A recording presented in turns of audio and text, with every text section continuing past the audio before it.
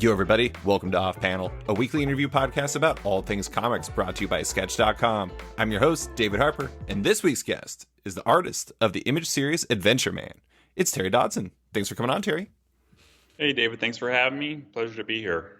So I think it's really funny. Not funny, but it's a little weird that the first time you came on this podcast was on, it aired on March 16th of 2020. And it was right before the pandemic got really weird, right as it was happening. What have you been up to the last year? How's it been? How are things going? Are you surviving? Yeah. I think one of the ideal jobs to have during a pandemic, or at least this one, is to be a comic book artist and be an employed, I guess, working comic book artist, because my life in general is exactly the same, because I work at home. My wife works at home. We don't have kids. And we live in a place outside of the city. So the number of people that I run into or whatever is so limited that we're very unaffected by it in general. Obviously, there's things that go on that do affect us. But yeah, it's been good to be as busy as I've been, and I've been this has probably been the busiest year, a year and a half in my comic career. Interesting. I don't think yeah. Well, the problem, when you're doing your own book, create your own book, there's always other things to do. And then when you have extra time because you can't go places, you're not going to conventions, I spend that time working, and I took on extra work, but I filled in all that gap time with work. And yeah, I'm ready for a break. And now things kind of closed back up again. It's it's tough to get back out again. I mean, in Oregon, it's not bad. I mean, there's a lot of places we can go. The masks have been in effect for the last 4 or 5 weeks. So my wife and I are both vaccinated, so we feel fairly safe going places. But still, I'm still working, still busy. This next arc of Adventure Man's keeping me really busy. And yeah, it has been an epic work year in that time. I think it's really funny that you're saying that you're ready for a break, right as, for us as readers, Adventure Man is just coming back.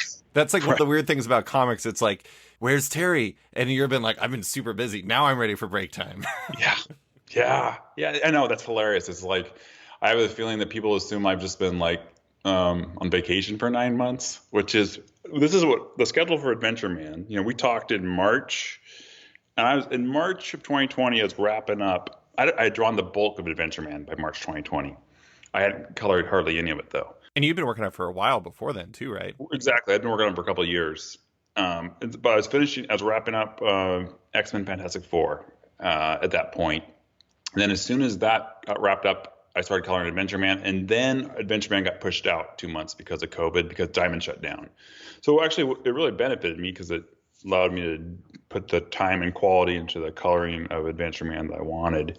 And so I worked on Adventure Man colors, covers, and art corrections and changes that we found, and the design that we did with Leonardo Oleo between April and September. And once I finished Adventure Man, I spent 2 full weeks, 14 straight days getting the collection together. Mm-hmm. I had to do a new cover for the U.S. version, a new cover for the French version. Plus, Leonardo and I, totally redesigned that book. Layout and end pages and resizing things, and it was epic work. So that was through September, and then I took 6 weeks off from Adventure Man, in which time I drew covers and an 8-page Batman black and white with Becky Cloonan. And then mid-October of 2020, I was back on Adventure Man. So that's almost a year straight that I've been working on Adventure Man for year 2. Mm-hmm. So I've really been working on Adventure Man for 3 or 4 years now, with about a 6-week break in between, in which I was really working during the height of COVID again. So I have to say, if that was you vacationing, you're doing a very bad job of vacationing. Yes, I've learned that. In normal times, I for my health and mental well-being, and Rachel's health and well-being, is we schedule in this stuff and in those breaks. But this, we've been doing really short, 3-day breaks, which has been nice. But I'm really could use a proper, normal, regular 7 14-day vacation, well deserved, and just I think more necessary than anything. Yeah. Well, let's jump into some Adventure Man specific stuff. So for listeners that don't know, it's your Image series with Matt Fraction, Rachel Dodson, Clayton Cowles, Leonardo Aleo, who you already mentioned, and Turner Loby is the editor. And actually, this is funny. When I was reading the backup, like the write up the team does in the back of the book, I realized that your team, whenever you write it out, it's always stylized where it's like Adventure Man with an exclamation point at the end. Right. Do you pronounce the exclamation point in the title? Is it like Adventure Man when you say it?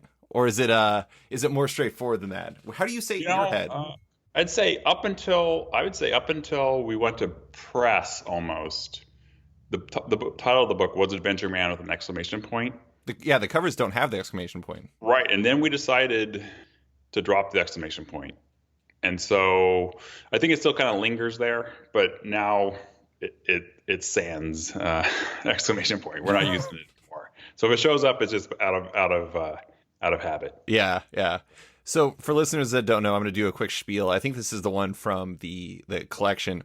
Everyone knows the story of how Adventure Man, the greatest pulp hero of all time, ended in a heartbreaking cliffhanger with our hero facing his very execution. Now learn the startling truth about how 80 years after his seeming demise, single mother Claire and her Adventure fan son Tommy light the spark of resurrection. Can these inheritors of the Adventure Man legacy rise up to face down the evil that bested the original? So it's basically, the single mother Claire effectively, I mean, I guess spoiler alert for Adventure Man, but becoming Adventure Man to a certain degree. Adventure Mom, Adventure, all kinds of things. Yeah. Like Matt's daughter calls the book Adventure Mom, and and Matt created this book really for his daughter. It's the only book that he realized he didn't have a book that his children could read, and by the time we got around to this, it was really for his daughter. It was the Wonder Woman book that for her or whatever, and so and she took on the Adventure Mom label or created that, and that's what Matt and I keep joking about. And obviously I think Tom even says it in the story. Yeah, I think he says it in issue 5, I want to say, but either way, It just is coming back on September 29th.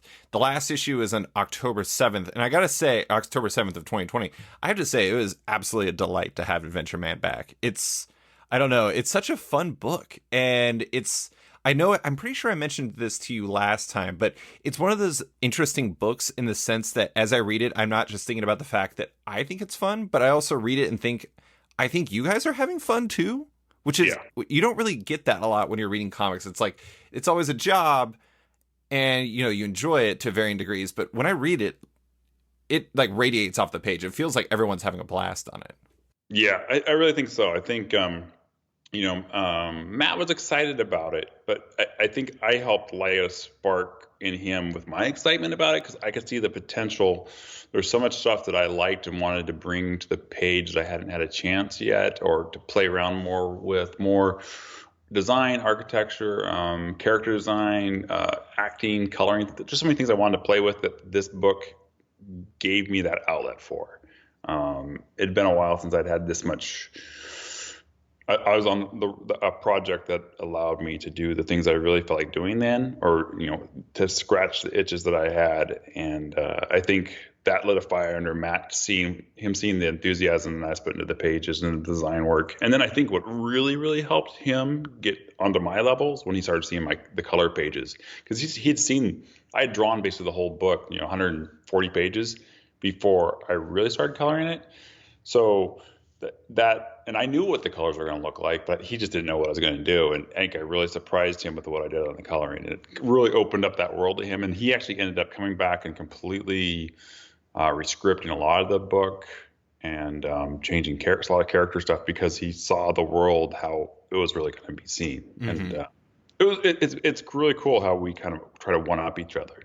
In a good way, in a positive way, that when one of us has an idea, it leads to 3 more ideas, and then we expand upon that.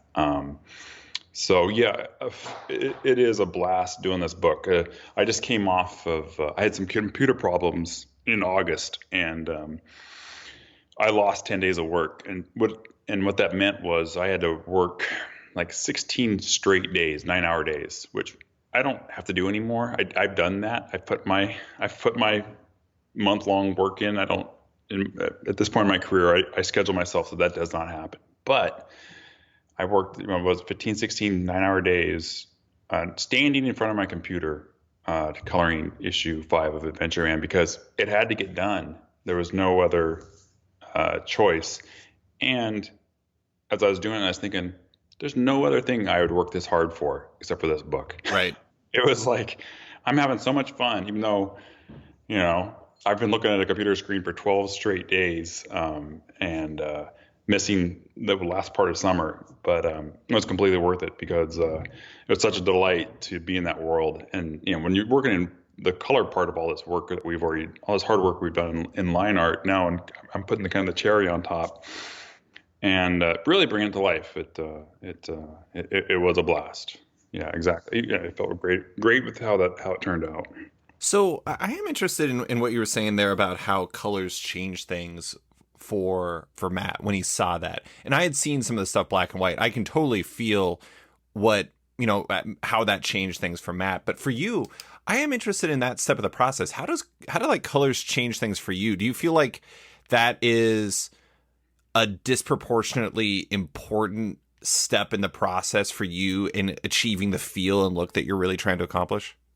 Yeah, it's huge. It's, my background, my art education, I'm essentially self-taught, but my art education is painting. I did almost 4 years of painting in college. And the thing is, I came out of that straight into drawing comic books, penciling comic books. And so I went from painting to penciling, simultaneously, basically. And so there was my whole career, I had a desire to color myself because that's how I saw everything was full color. And then when Photoshop came along, or finally was able to play with it in about 2001, I really started experimenting with it, going, now I can finally do what I want to do. And then it was a matter of time of getting my comic book speed up that I could color myself. But I draw for color. Everything I do, all the blacks are put in a certain way, the amount of line art I put on, everything is done to set myself up for coloring. And I'm learning more and more what the smartest way to do that is. But my line art is there simply for me to scan in and color. That's interesting. Yeah. It's basically a guide like a coloring book. And it's not a coloring book because it's more complex than that. But that is essentially what I'm doing for myself. I give myself a coloring book that I know how I'm going to fill it in.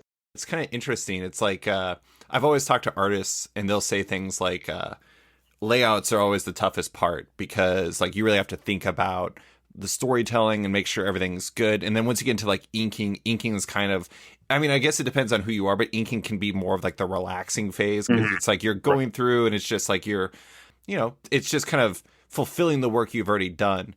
And coloring, I mean, for the people I talk to with colors, it's interesting because it can vary wildly from like, getting like this is just a step in the process and getting the work done to like this is like almost the most work or a thought that goes into it. For you, is that part more of column A or more of column B where it's because it's so important, it takes a lot of your brain to go into that? Yeah, it's both. Honestly, I mean, that's a dumb answer, but it is both.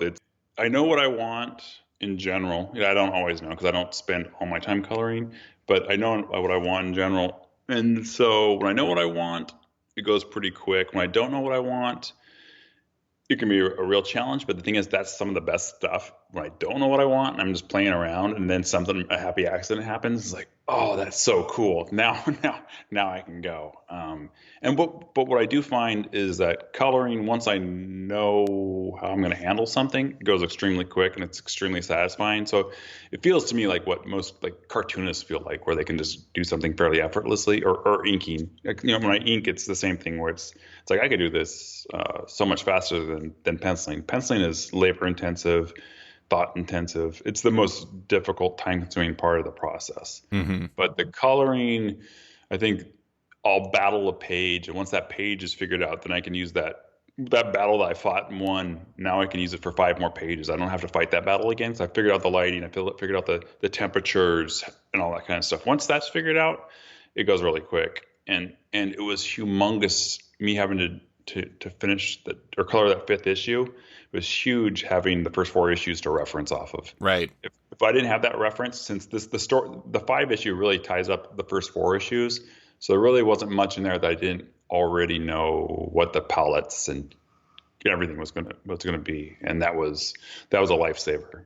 I imagine it probably helped too that it was like mostly in one environment. I mean, it was a lot of it was the Baroness Bazaar versus Claire and, assorted others and everything like that. And so having that one environment, it's like you said, it's like once you figure out the one, then the next 4 or 5 pages, a little bit more easy. Right. In this case, I imagine, a lot of the issues taking place kind of in like the similar lighting, so you can kind of work off of what you established from the beginning.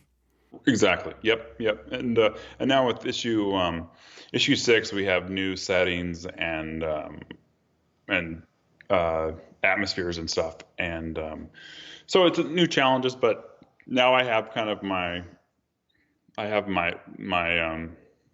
formula, I guess I'll call it, that how I'm coloring Adventure Man. I know all Adventure Man, no matter what the setting is or the day or whatever. There's a certain ways I will light things and color things, no matter where or when I am. Mm-hmm.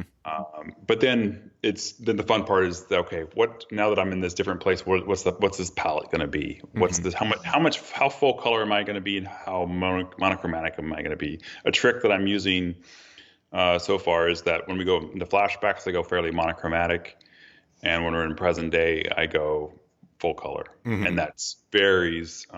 Monochromatic is a really fun way to work. It's super simple once you decide on that palette and stick with it.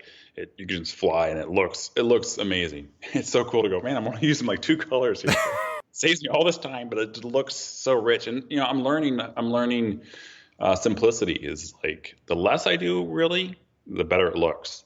Yeah. Quit rendering so much and just let the artwork that Rachel did an amazing job on, these amazing blacks, amazing ink lines, let those things show, because it's shocking sometimes to see how our work looks when you see the black and white pages after seeing just the color. It's amazing to see the quality and detail and just gorgeousness of Rachel's inking, and a lot of times that gets lost. So I'm trying to make sure to let our pages do the work. Mm-hmm. Yeah, and I imagine that the monochromatic also, in some situations, probably really helps like the main elements pop even more than they were before. Yeah, and it really helps you control the storytelling, control your eyes, control the where the eye looks, the focus points. It's great. It's something that probably could be done a lot more in mainstream comics to help people out. But it's the tool that I'm going to use for Adventure Man, because I believe over time it'll really give it that distinct Adventure Man look, whatever that means. I also think it fits the vibe, like the whole pulpy type vibe and everything. But exactly, I do want to latch on to one thing that you were saying there, because okay, so you said you finished 5, like you had that whole, was that October of last year? Oh no, 4 came out October 7th, 2020. Yeah. And I finished that in, let's say, mid-August of 2020. There was actually a real long gap there in printing for some reason. When was 5 done? 5 I finished 5 in probably January or February. Okay. But I just colored it in August. It is interesting because, okay, so like the first 4 issues are what the collection is, and then the 5th issue finishes that story for all intents and purposes. It is like, well, not finishes it, but it's like the wrap of that one. Right. And it is interesting because it's like you were done with 5 in like January, February, and then it's now coming out in September. And, we're going to get into some of the stuff that was written in the back of the 5th issue about kind of how you're all thinking about the process. But was part of the reason why you all didn't want to release 5 and like kind of have another gap until the next arc starts? Was that because you didn't want to bring it back, finish that arc, and then have another gap? Was it like that? Yeah. I mean, I think when we were planning the release of the book, we didn't realize there was going to be so many pages that those first four. It's like 136 or 116 or something. 142. Damn. That's an average of like 30. It's an average of 35 plus pages, and is not sustainable for anybody. Well, not for me. Okay. I mean, I'll be honest. I mean, most books are 20 pages and ours were 30, average of 35, and I was coloring it. So I'd only planned out those. I mean, my time was up. I needed to take a break. And Matt goes, I think we still might have some story to go, but we can finish that in the next arc. It was a good way. I think we like the idea of kind of editing our arcs, our collections on cliffhangers. Mm-hmm. We like that it doesn't just end in a nice clean. We like the idea that this is it's the heart of the pulp, that it's a cliffhanger. And so even though you've just read this 142 page collection, you feel like you should be able to stop. We kind of want you to be excited for what comes next and trying to set that up. And so having the 5th issue be like it was, I think Matt added a bit more to it to make it feel like a full ending for the initial arc, but then set up all the stuff for the next year of Adventure Man. Mm-hmm. I just think it's interesting because, especially, I'll get into it. Like at the back of issue 5, the issue that comes out in September 29th, I don't think this counts as a spoiler because it's literally just a write-up from your team about, how you're thinking about it. It's interesting because it's kind of like you're all talking about how there's finite plans for the book, but it's also there's much more expansive plans. And then simultaneously with that, it kind of seems like you're all contending with whether or not the standard ideas of what a comic should be, like arc after arc, for example. It's just like, this is how it always works. Right. It seems like you're all contending with that idea, not necessarily appealing to you right now. And I think it's interesting hearing you say finishing the first trade on a cliffhanger that leads into the next part, because that makes a lot of sense, both for the pulp nature of the story, because I feel like so many pulp serials would end with, something about like next time, like find out what happened with this fight. And in comics, that seems unusual, but in storytelling, it's not so unusual. Right. I'm interested in where that all comes from. Like what's fueling that write-up in the back of number 5? Is it a reaction to how the first arc went and how long it was? Is it where comics are headed, or like what's driving that? Because it seems like it's something you all are really contending with right now. Well, I think it's hard to get your word out to everyone about your publishing plans if you're not just going to publish it monthly. If you're not publishing it monthly, when are you coming out? Okay, which I completely understand. I feel exact same way. It's like if a book doesn't come out at some regular point, I assume it's not coming out. It's been canceled, and that's what most people do. But we know for a fact that Adventure Man's a long-term project. But we also realize that we can only produce X number of Adventure Men a year, and so what we're trying to let everyone know is that, and if we can make it work, is that once a year you'll have new Adventure Man, and once a year you'll have a new collection. So depending on how you want to read the book, you can either every year at a certain point there will be a new collection. And I think our real plan is that we had a longer gap getting this next arc out just because of the reality of how big that first one was and how far that kind of set us back. But I think we're eyeballing a lot shorter issues in order to get the book out annually. And I know Matt and I both kind of look, and we'd like to have minimum of 3 collections, but I think we're hoping that we have at least 5 collections out, and then people can decide if we're coming back or not. I think we need that much length just to tell the story we want to tell. And I think for readers, it'll be a great, 5 books of stuff to read. If we end up doing more, I mean, at this point we have plans. We could go on forever because we've been touching on so many little things that we want to do. It's like, oh, we could do this, we could do this. And the first 3 volumes are setting up the potential for what the book will be. And the book really will be the book starting with volume 4. I got that vibe, which is fascinating. Yeah, that was going to be this volume, and then it was going to be issue 6 was going to be that next thing, and then it was going to be 7, then issue 8, then issue 9. Then Matt realized, no, this is going to be at least issue 10, 11, or 12, and now he's realizing it's going to be issue 15, I think. That's amazing.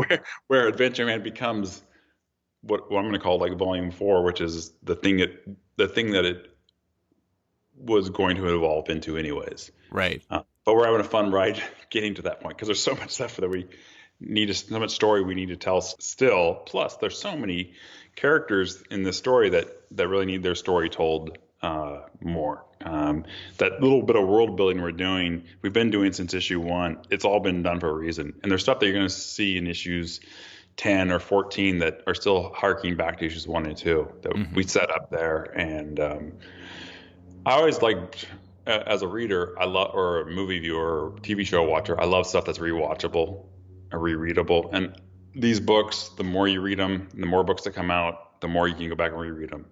Like Lord of the Rings or something. You can go back every 5 or 10 years and read that and go, oh wow, there's all so much more stuff there. That's the idea with Adventure Man. And obviously the main goal is for us to have fun and tell a good story and have a fun story. But long term, it's a world that we're creating, and we really want to have a bookshelf of really cool books that people will read for a long time. I do think it was interesting reading that write-up and like how there were, the third arc would, in theory, as it stands now, have multiple one-off stories, kind of one-shots. And then the second arc, is going to be a slightly different flavor. And is part of all of this coming from the fact that this is your baby, you're doing it, you can do it how you want. And so while the traditional line of thinking would be, let's just jump into what this book is going to end up being eventually in the second arc, instead, because it's your baby, you can set it up how you want and you can make it more robust and you can have the fun that you want along the way to the place you're ending up anyways. Exactly. No, that's exactly it. This goes back to even the very first issue. Matt sent me 21 pages of script, so the first issue was going to be 21 pages. Was it all like 42 or something? 60. 60. Sorry for undercutting you. Yeah. So you can see we plan on this being long term. We always plan on these being. I've always seen these being as hardcover collections. That I love European comics. I love how those books work. Every year there's a new Tintin. There's a new Asterix. At least there used to be. So every year there's a brand new story. We just have made that. We're just giving you more story. Instead of a 48-page book, we're giving you 150 pages or whatever. We're going to be pulling back on that a bit because we needed to tell so much story in that first year to get the story started. And like I said, with that very first issue, it was 21 pages. But once I got the script, Matt had written as just a very Marvel-style plot. And I came back to it and I said, we got to develop these characters more. And so I came back with 32 pages of story. And we got to 32 pages and realized, you know what? We haven't seen Claire yet. Who is the protagonist of our story? And so we wrote that out to 38 pages and got that basically figured out. And then Matt realized, we're just introducing her and she hasn't actually done anything yet. And so that turned out to be 60 pages to get all introduce 500 characters and get to know who all of them were and have a story you want to come back to in issue 2. That's amazing. This sounds like probably how Robert Kirkman and Chris Samnee ended up having an introduction story that was an entire trade paperback before their first issue was released for Firepower. Exactly. No, it's exactly the same thing. It wasn't planned, but we did learn that we knew that with Arc 2, we weren't going to do that. We were shooting for an average of 24 pages. Issue 5 is 26, 20, and then 6, 7, and 8 are all around 22 pages. But even Matt's kind of chomping on the bits, or under the, I don't know what we want to say. He's being kind of restrained on that. He still wants to spread those out. But the thing is, in order for us to get these books out, we got to kind of cut a couple things and save it for next time. Mm-hmm. Mm-hmm. So this arc is going to be 100, and even though we're cutting back, it's still going to be close to 120 pages, I think. And so I think next year, the third and fourth, fifth volumes are going to be less than 100 because I don't want people to wait anymore. And I don't think we need to. I think there's enough story there to satisfy people. No, that's the plan. Yeah. I think it's interesting that you said, it's like you like the kind of European style, like the album style. Wasn't the collection was larger, considerably larger than like the dimensions of a normal comic, right? Correct. The collection is actually 1-to-1 to a European book. Mm-hmm. And that's the thing is, I actually draw the book and color the book to the European proportions. And so I have 2 sets of templates I use for my pages, and I designed the original artwork to be drawn to work at both European standard and American standard. And the difference is European pages, if you had them both be the same height, European pages are about an inch wider. So actually, when you get the U.S. comic book, the Adventure Man 5 in September, there's actually about a half inch of artwork on each side that you don't see, but you will see in the collection, and larger. This is the same story. It's just there's just a slight different, minor different visual perception of how you're going to read that story. I just think in the big collection, you're going to get a more widescreen feel of the book, Yeah. You get to see all the details, and it's the true size that it's meant to be printed at, and the colors are better because it's better paper and all that kind of stuff. And I get a chance actually to correct mistakes and do a lot of color corrections. And like if you look at the difference between the comic books and the hardcover collection, there's a lot of changes I made in the coloring. I have to say, you're selling me on the collection right now. I only have the single issues. Now I got to go out and buy the hardcover. Thanks, Terry. The good thing about the comics themselves, they all have a unique cover that really only be in there, I think, and then they have the back matter. Yeah, and it's a different read. I think it's cool. I mean, I'm immune to it because I draw it and I know what's going on, but I'm really curious to have someone like analytically read the issues and then read the comic and to see kind of a test on how something reads and how something doesn't read. Because it'd be interesting how those changes of that wide screen, that little bit extra room, extra detail, how that affects the reading of the book. Because I don't know, I assume it has some effect, but to be very subtle. Yo, everybody. I want to take a quick second to talk about Macroverse. Macroverse is a next-gen mobile comics app, with its tap story format making comics feel totally native on mobile devices, which you can experience over 45 series and 400 episodes, with more launching all the time. It's a perfect time to try it out, too. Many of the most popular titles like Hex 11, Dead Town, Glitch, and more are free for a limited time only, so download the app for iOS or Android and binge away. Oh, and keep an eye out on macroverse.com for some major updates on new creators, new series, and new features that bring real collectability to digital comics in a new way. Massive things are coming. If you love making, reading, and or collecting comics, you won't want to miss what Macroverse is launching this summer. And now, back to the show. I do like how, related but unrelated, that the collection, according to that write-up in the back, either will be or will be soon available in 8 different languages already, including Bulgarian, Dutch, English, French, German, Italian, Portuguese, and Spanish. And I think that's kind of cool because, it's kind of like, I don't know, I'm a sports fan, so I'm going to make an analogy to sports, but like, I was talking to somebody recently about how like sports cards are more popular, or football is like the most popular American sport, but it's amongst the American sports, it's the least popular globally. It's the most very specific, it doesn't have as broad of appeal. And I think a lot of things, or a lot of art that's created, does have a certain regionality to it, even in comics. And one thing I think is really cool about Adventure Man, whether you're talking about, Matt's daughter or like older audiences or people in Bulgaria or whatever, there's a certain universality to it. And I think that is one of the cool things about the book, and one of the reasons why it makes a lot of sense that you have this focus on having this great tome that comes out eventually, but also making sure it gets into other languages. Also, that helps from a business standpoint, because getting in other languages will make sure that you make more money off of one collection. Exactly. And the thing is, this is from working in comic books for 25 years before I did this. I mean, I was already working on Adventure Man, but before it came out, I've already worked for two different series for European publishers. And so I've already made connections, and those books have been translated. So I've made connections with all these other publishers. And I knew by putting just me and having someone specifically handle our rights, who I work with, dealing with it, and we help pick the actual publisher we're going to go with. It was a specific part of the businessman or Adventure Man. I called him Businessman. A specific part of the Adventure Man business plan. Business plan, because working on independent books or creator-owned books, you don't get that much money up front. It's all back end, and so it's something I really wanted to do. Matt really wanted to do, and I told Matt how I go, if we can get this book translated into all these languages and published in all these languages, it's just extra money that allows us to continue doing the book, and that's the plan. It's figuring out ways to finance the book.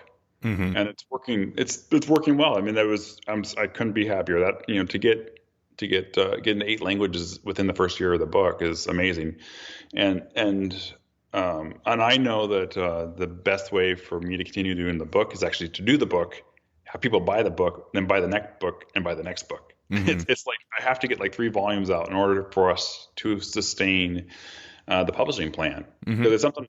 This, like I've said, I think this is something I'll be working on for years, as long as we stay healthy and get the book out, because there's so much stories I want to tell, and there's so much things that I can still learn and grow and add. And as an artist, as a creator, it's extremely rewarding to be creating new fun stuff. Mm-hmm. A lot of times you get caught into a trap where you're only doing certain projects for the companies, or even maybe your own creator-owned book, but and you get stale as an artist. And I have no interest in just being okay or average.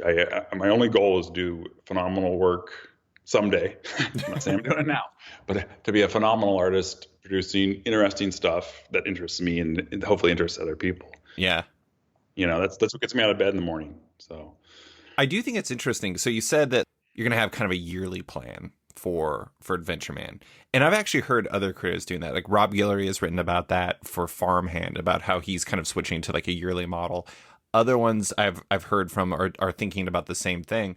And I don't know. I mean, I think it's interesting because one part of creator-owned comics that people really forget about is you're drawing this, you're coloring this, but the job does not stop there. Like right. You're talking about negotiating foreign licensing deals. You're talking about, you're talking to me right now. You're talking about all kinds of stuff in terms of promotion. Right. I imagine that Adventure Man, even beyond just the art aspect of it, is considerably more work than pretty much anything else you've done before. Yeah, no, it's I've been working on Adventure Man for, I think, the summer. I started working on pages in the summer of 2016, so I've been working on Adventure Man almost full time for 5 years. I've done probably 40 or 50 covers a year in that time, and I've done some other stuff too. But really, that has been my life for the last 5 years, is that project. And I would only be doing that if it was something I really enjoyed doing. Mm-hmm. It's something I loved, and it is all time. It's all consuming. All those things you mentioned, plus checking the lettering, plus checking. I have to sign off on the book every single page before it goes to print. I've made myself available to all the publishers, all the foreign publishers, so I get all their questions they have, because I want them to produce a book that looks as good as the book that we produced, and the readers are getting whatever they need from us. And I don't want these things just to feel like cheap translations, because I feel like that I've seen some versions of translated books that just don't have that love to it. And since Adventure Man is like a work of love for all of us, I think it's really important that the foreign reader, all the readers, feel like they're getting the best version of the book. And the books have been amazing. I have the French and Italian versions are spectacular, and everything else I've seen so far looks great. So I'm super happy. And it's consistency. It's brand management. We want this to be a high quality product, and I say product. You know what I mean? Yeah. And it seems to be working, and that was my goal all along. Is that make these contacts, make this thing. It's like opening a movie worldwide. You build a buzz. And that's, it's going to catch up a little bit here. And pretty soon, I think these books are going to come out a little bit closer together, the foreign versions. And so when I go online on Twitter or on Instagram and I say, hey, Adventure Man, and people across the world can go, oh, this will be out. I can follow my local publisher and find out when this will be. And I just think it's just a healthy way to keep the fans into it and bring in new fans, because not having people having to wait or never know if their book's going to be there, or having to get pirated versions or whatever. So yeah, no, as a fan myself, I love getting the best version of whatever that book is. You know, the foreign books. I buy like foreign books. I actually buy most of the actual foreign versions because they're so nice. Mm-hmm. But it's nice to be able to read it in your own language. I do think it's, you mentioned product and then kind of backed off of it a little bit. And understandably, I know sometimes it can seem a little craven to like to say things like that. It's like when I describe my own stuff as content, I don't really like saying that because I feel like it's just like, it makes it sound like it's like calories for somebody to consume rather than something that I've actually worked really hard on. Right. But I do think it's super important to look at that stuff because if you had inconsistent standards across all those releases across all the different languages, it wouldn't be the same. I mean, like you mentioned movies, but I actually just read this article the other day about have you ever heard of the Netflix show Money Heist? Yeah. Okay, I have not, and apparently it is the most popular show for Netflix worldwide. It is the number one most watched show, and I do think it's interesting how, I mean, it is a very necessary thing if you're creating art to think globally a lot of times, to think about how like this is going to translate. Because unlike Netflix is, you watch in Spain or you watch in, I don't know, like Thailand or wherever, it's going to be roughly the same show where you can change the captions and change everything like that.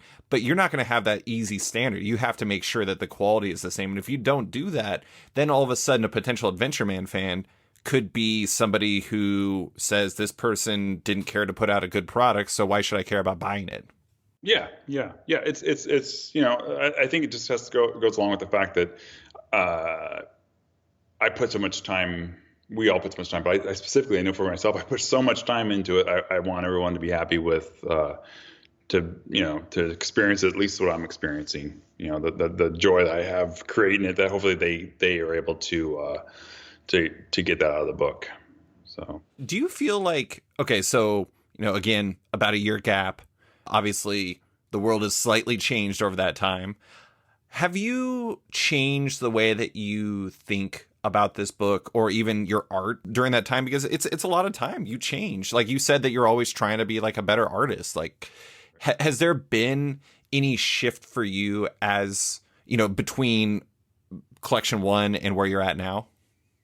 Well, it was collection 1 was such a huge learning curve as far as creating this gigantic world or worlds. And so having that gigantic part of that done, it freed me up to spend more time just drawing the pages. I'm doing way less sketchbook stuff for these issues. I kind of know where I'm going.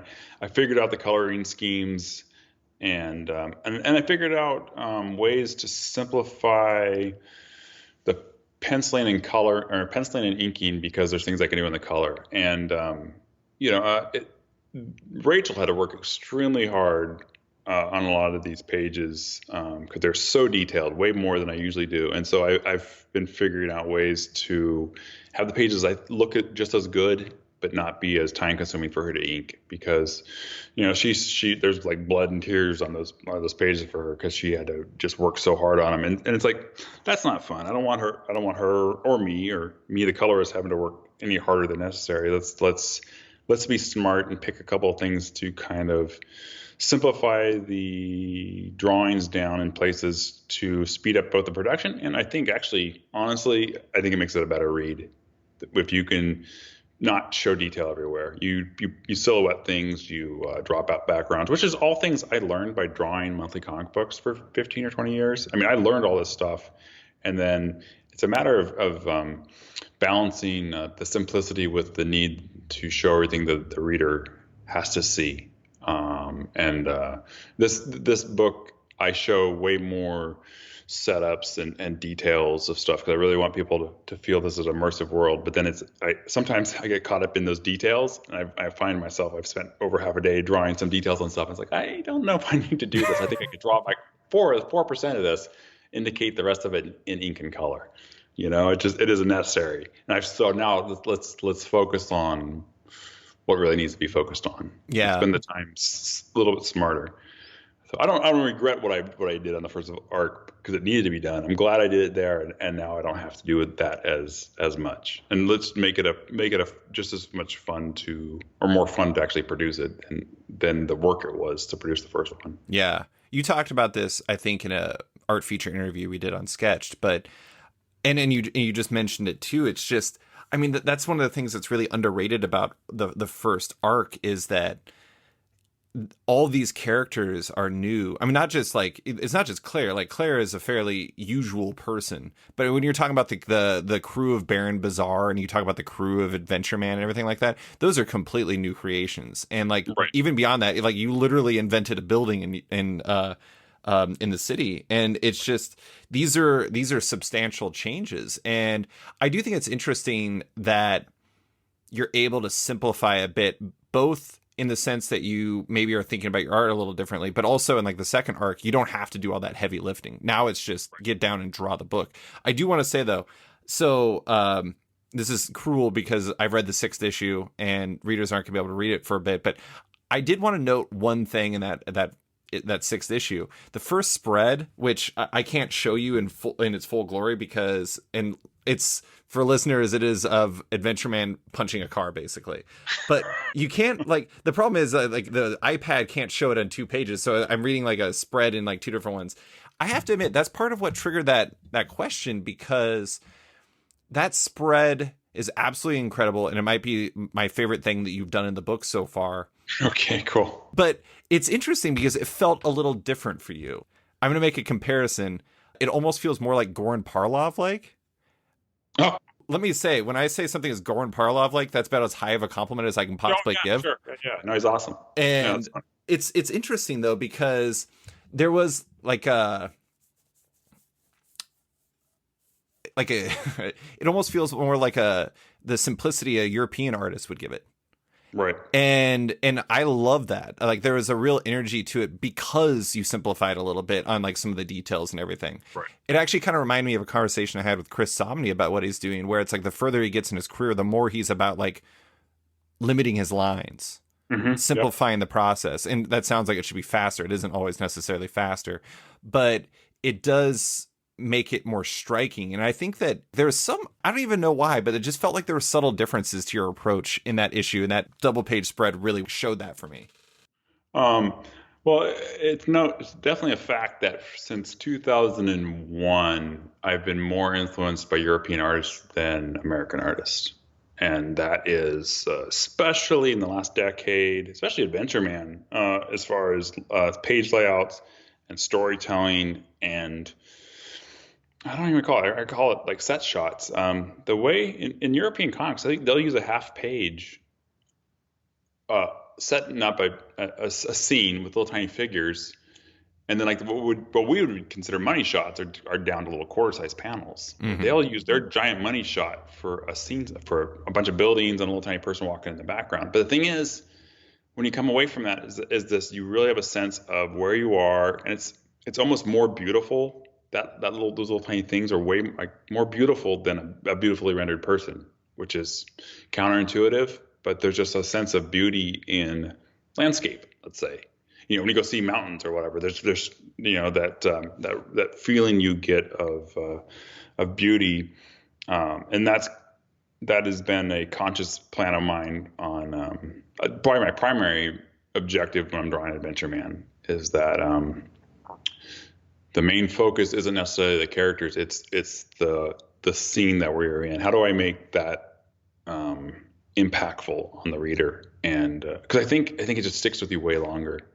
It really helps you be a much more immersive place. And the thing is, it takes a lot more time to do. Yeah. Even though it looks like, I'm just drawing little tiny figures. That must be really easy to draw. However, that panel took a whole day to do because you got to set it correctly. It's a lot of design, and then once you commit to it, it's a lot of work. That design's got to be good. It's got to be solid. It's got to be a solid composition. And the thing is, I can always save myself in the color. I can always come back in and just put a spotlight where it needs to be. But that's something that I am 100% consciously trying to do in my work and have been the last 5 years. And the funny thing is how that impacts my Marvel or DC pages. Because when I do those pages now, they're not like how I used to do them. I definitely have come into a mix of European and American comics, and I feel like Adventure Man is definitely, at least I mean, it's got to be, because you even mentioned it. It's definitely a mix of the two. I'm trying to find the best of American, best of Western, I guess, and best of European comics. I think there's a pretty good middle ground there to play with, because European comics are traditionally like 9 panels with a bunch of little tiny characters, and then American comics are traditionally 3 to 4 or 5 panels with big splashes. And I'm trying to combine that, because there's so much stuff I love in both, and I really feel like there's a happy medium there that we can hit. And Spend Adventure Man happens to be a story that allows me to hit all those things. I do have to admit, there's like this one moment in issue 6 where Claire does a heel click. And it's funny because like that's like this moment that stands out to me, but I feel like it kind of fits what you're talking about, where it's not just the effort that goes into the page, but it's also on what you focus on. It's about what is deemed valuable in terms of what you put on the page and what you put in panels and everything like that. And like that was like a little moment that had like a lot of character to it, and like you had stars around her feet and everything like that. Yeah. I love that little beat. But I think that if like, this isn't me casting aspersions on like Marvel or DC, but if you were working on a Marvel or DC book, that wouldn't have existed. Right. You wouldn't have that beat because it's not valued in the same way. And I think that that's cool that you can kind of express the style you want, but also express the values you have in the storytelling in this book. Yeah, Matt gives me enough rope to hang myself with. I think it's a bad phrase, I guess, but that's fairly true. I get a pretty loose plot or a few pages or whatever, however we end up doing that particular issue, and I'm influenced by all the European stuff. But one of my touchstones for me since I was 15 is Bill Watterson's Calvin and Hobbes. That kind of stuff. There's so much genius in Calvin and Hobbes that you can apply to superhero books, and you can apply to the stuff that I do. You don't have to draw on that cartoony of a style, but there's just things that work. The sound effects and the star things, and those little fun pushing the storytelling or the acting to a slightly more cartoony edge.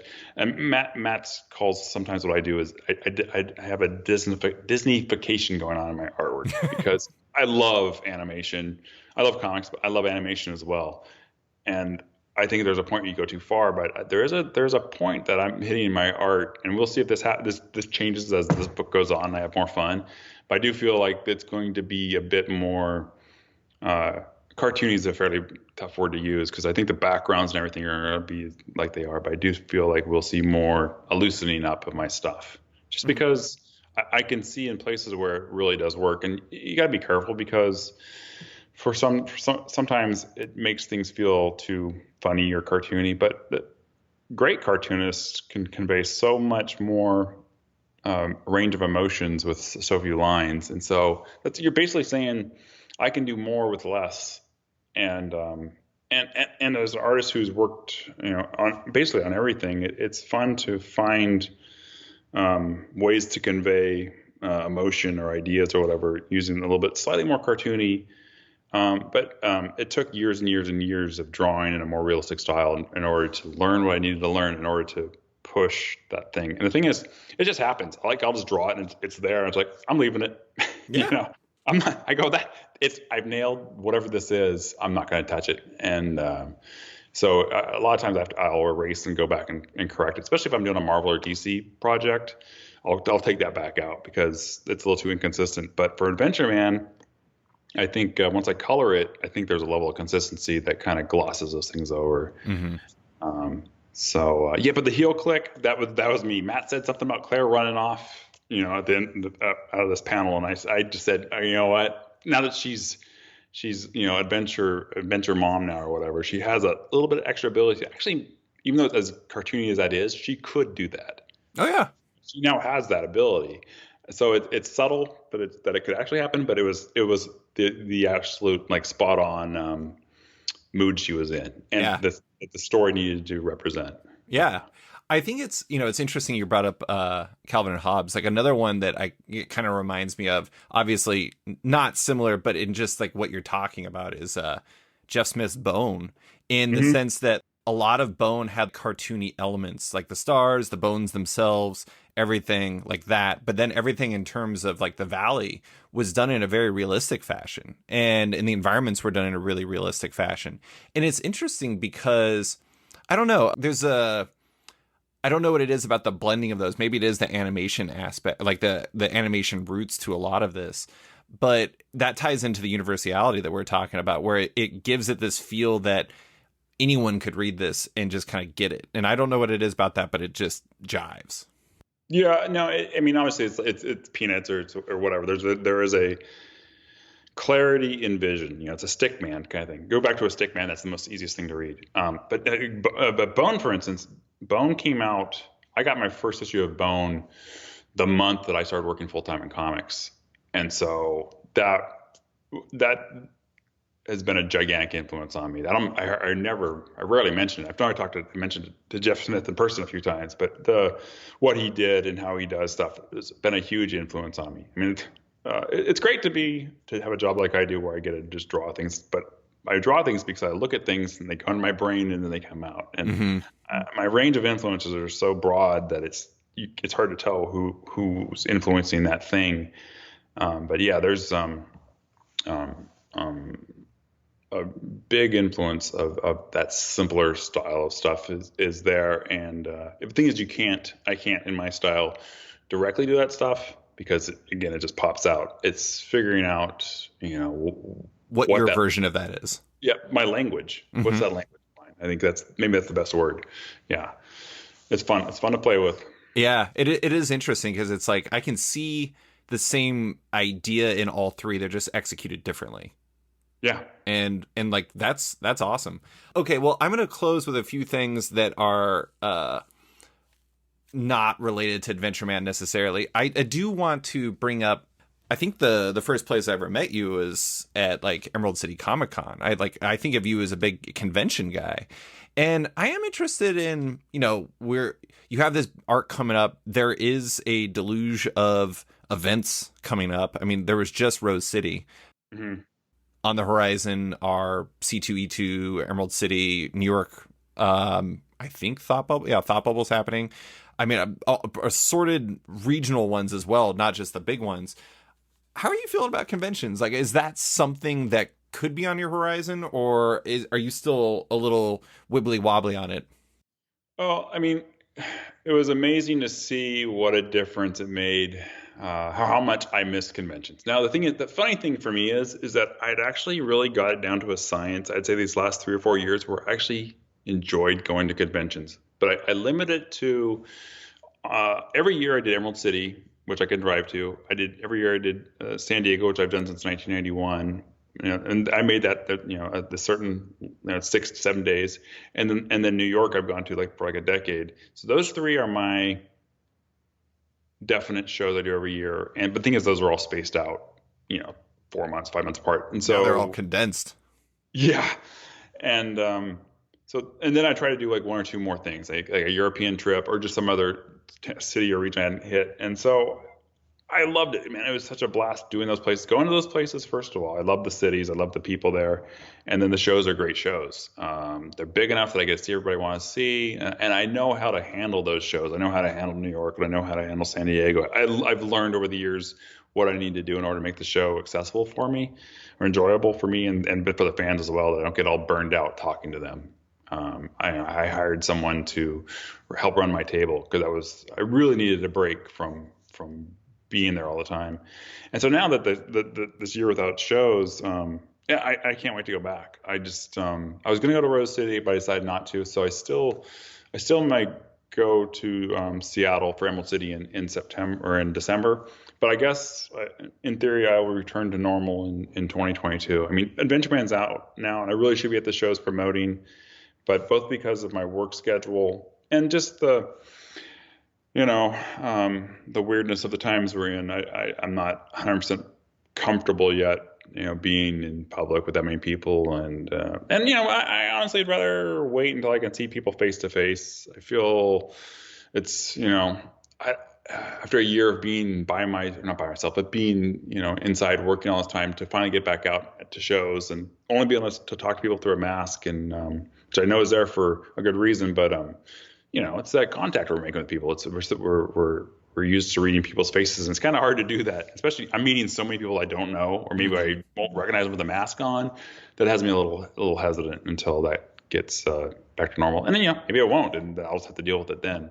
Yeah, it is interesting though, because I've found like the last year fascinating from an artist standpoint, because I've seen like a lot of artists kind of develop like replacements for convention experiences, where like I know that like Comic Sketch Art, for example, was doing all these things where they're like remote signatures where you sign stuff and then like they mail it and everything, and maybe that stuff existed before and I didn't really realize it, but it seems like there's a lot of the convention experiences are almost being formalized in a way that for the people who rely on that for income, like I know like one thing you would regularly do is an art book that you would have at Emerald City, and it's interesting to see how people are coming up with new solutions for that stuff until they're comfortable, but also maybe after they're still comfortable and they're still going to conventions, and it just maybe expands their footprint.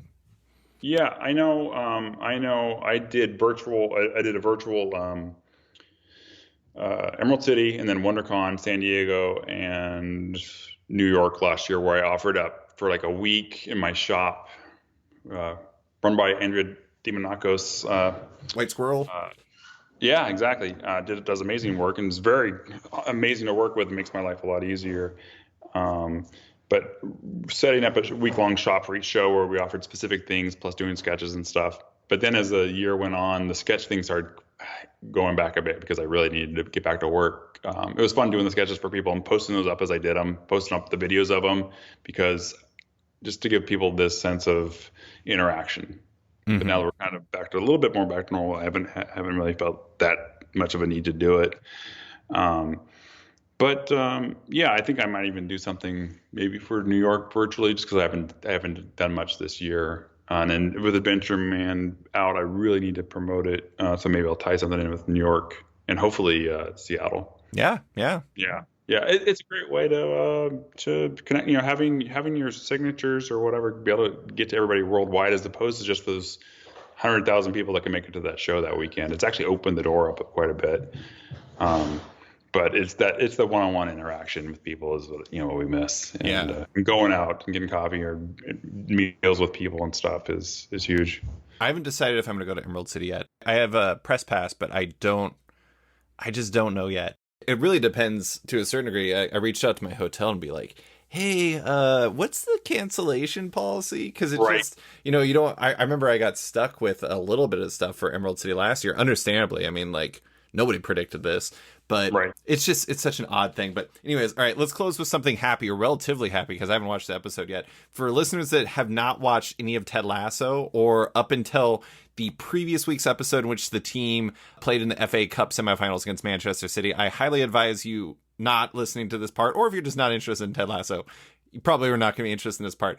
Both Terry and I are big Ted Lasso fans, so I'm curious on your perspective, because I feel like we've had, whenever something gets really popular, there's always going to be a backlash to a certain degree. I think Ted Lasso's gotten a little bit of it, like where it's like some people are down on the second season because it's not just Major League, but with Jason Sudeikis being the happiest person in the history of the world, which maybe like turned people off a little bit. What's your season 2 take? Some people are mixed. Are you in or out? Oh, I'm in. But obviously after season 1 was flawless. I mean, it was just an amazing bit of skill of writing that and the acting and what a tonic for the times that we right needed. Time and place for sure. It couldn't have been. It was. I think it came out maybe in March. We started watching in October, I think, and I think we watched it between October and January. I think we watched it 3 times. It was just felt so good. And the thing is, I'm like that 1% target audience for it. I'm a fan of American college football, and I'm a fan of English Premier Soccer. So I am that 1% they are trying to hit. But that aside, it's just a tremendous show. I love British humor and comedy and settings anyways. And so, Yeah, I love the show. The second season, now what I can see just from looking my observations is that the first season was all 30-minute episodes. The second season, they are 35 minutes, 40 minutes, and now we're in a string here of 45-minute episodes, 3 in a row. Yeah.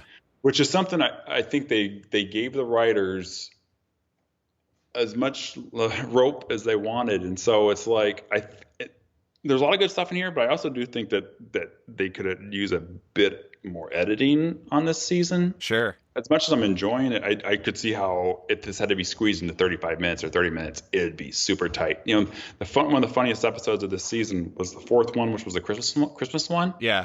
And it was 30 minutes on the nose. It's by far the shortest episode, and it's the most bang for your buck as far as feeling like last season's Ted Lasso. However, every time a new episode comes out, we watch it late Thursday night, and then we watch it again Friday so we can kind of catch everything again. And we're enjoying it. It's great. The new one that comes out today, we watched this morning, and it's an episode that unlike any of the other episodes, which is we're 19 episodes in and have something completely fresh like that.